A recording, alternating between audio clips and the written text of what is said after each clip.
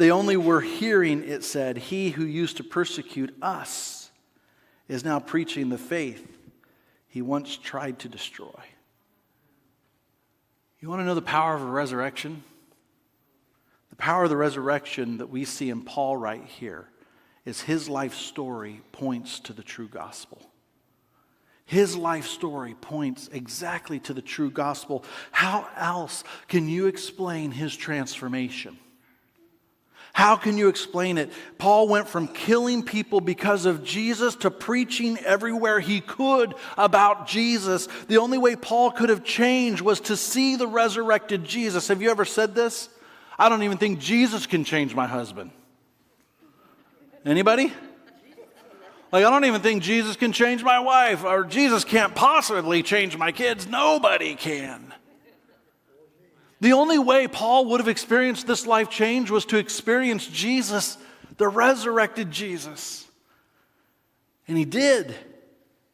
How can we explain his conversion if it wasn't as dramatic as it was? So for people who are skeptical about Christianity, if you know skeptics, people who are skeptics, listen. I asked the question, what made 11 ordinary men, fishermen, blue-collar people, hardworking people, what made a guy like Paul, a sworn enemy who hated Christianity, what made these people so dedicated and unrelenting advocates for the gospel? Like, what caused this? Because every single one of them eventually suffered and died for something that they believed was absolutely, without a doubt, true. What causes a person to do that? We know that Matthew was flayed, his skin was flayed off of his body in Ethiopia as he's preaching the gospel. Why would you do something like that if you didn't believe it was true? Peter was crucified. Others were stoned. One was beheaded.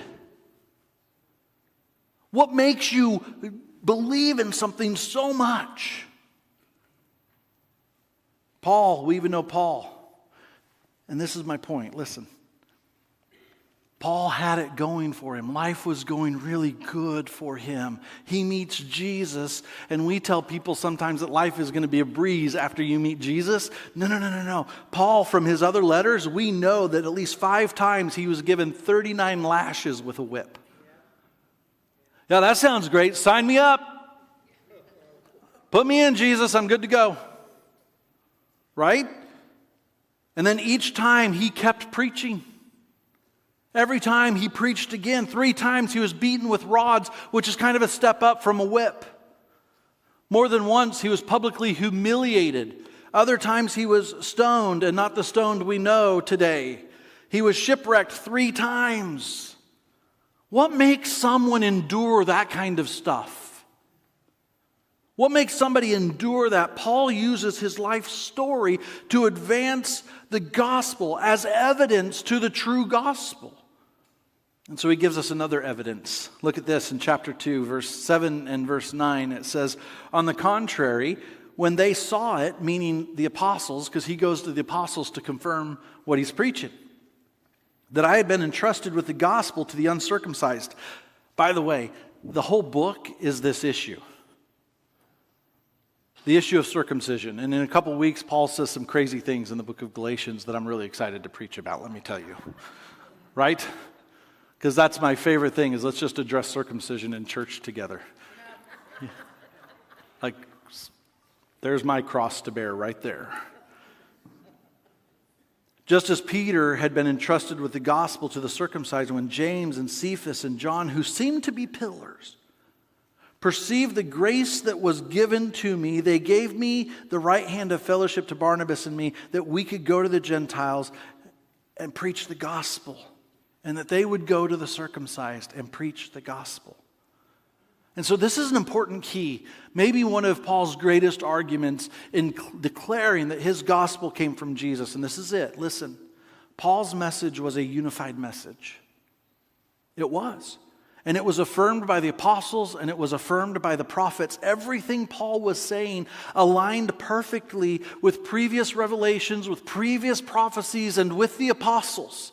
And they affirmed it. And when Paul was finally able to confer with the other apostles 17 years later, what they were saying is that we're preaching the exact same thing that you're preaching. They were affirming it together. He went to Jerusalem, and he presented the gospel to Peter, James, and John, the apostles that God had said, I'm going to build my church on Peter, right? I'm going to build my church. And so Paul understood they had the authority. They had the authority that Jesus had established, and he wanted to make sure that he wasn't contradicting them whatsoever. And even after Paul's encounter with Jesus on the road to Damascus, if he said anything that was contrary to the apostles, then he wanted to turn it around because he understood he would have been wrong. He respected what Jesus established. He honored what Jesus established. And he promised that he would get it right. And so Paul's story helps us understand why he viewed the law so differently. Paul's story helps us understand why he embraced grace. Paul's story reveals why he is so adamant about what he does and how he does it. Paul's story reminds us that relationships are more important than religion. And even more than Paul's evidence, listen, there's one simple, singular, relevant fact that matters more than, and it matters for us now, and it's this. Listen, Jesus changes lives. He just does. He does. And I think what Paul's basically saying in the section that we've looked at today is if you've met Jesus, then my truths will be your truths too. That we will have that in common. That there will be something about us that is different. And so he describes it again in Galatians chapter 1, verse 15. He says this, but when he who had set me apart before I was born, who called me by his grace. Paul's saying, you know what I deserved from Jesus? I deserved to be taken out. I deserved to be pressed down. I didn't deserve a new life. I didn't deserve a new calling. I didn't deserve any of that. What I deserved was punishment. And Paul's saying, you know what I got? I got grace. I got called out. And I got a chance to do something right.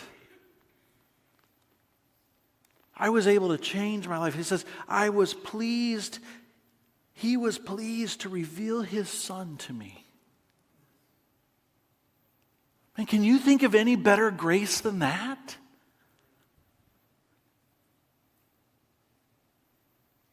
That God would say, I want my son to be revealed to you and to everyone else in the world.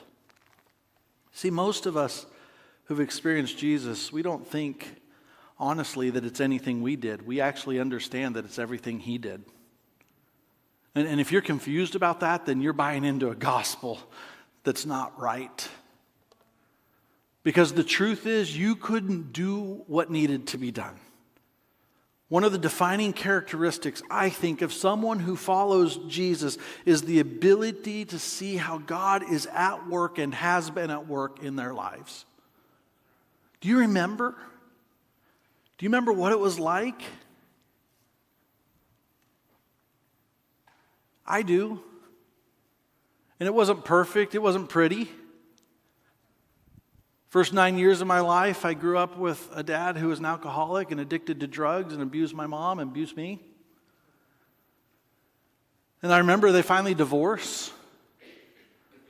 Mom moves to Oklahoma, dad moves to Montana. We live with my grandparents for a while. Eventually my mom says, you're moving to Oklahoma? Man, that's a strange place. Not that Wyoming wasn't.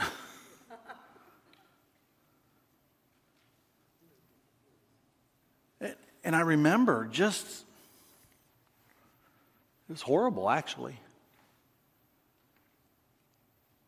But I remember, as I look back now, that God was pulling me closer to him. Just a little bit at a time. Was it easy? Oh, no. Go over some bumps, some bruises. And God strategically placed people in my life along the way.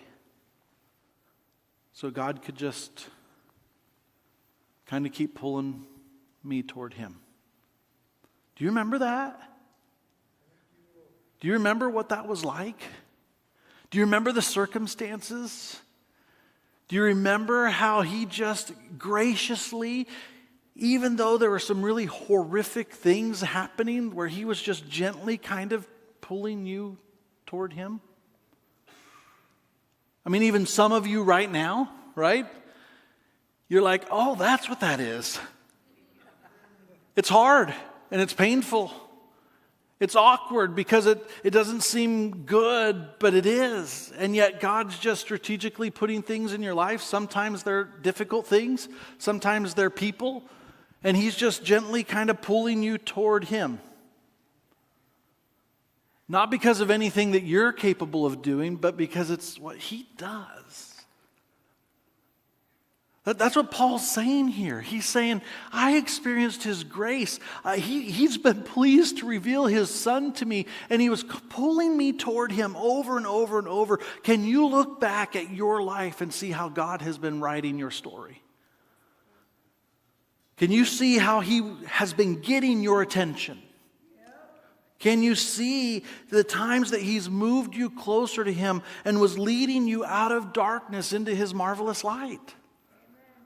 Can you remember? Can you see how God has been preparing you for a mission? Can you see how Jesus in us is there so that others can see Jesus? Like, think about that, right?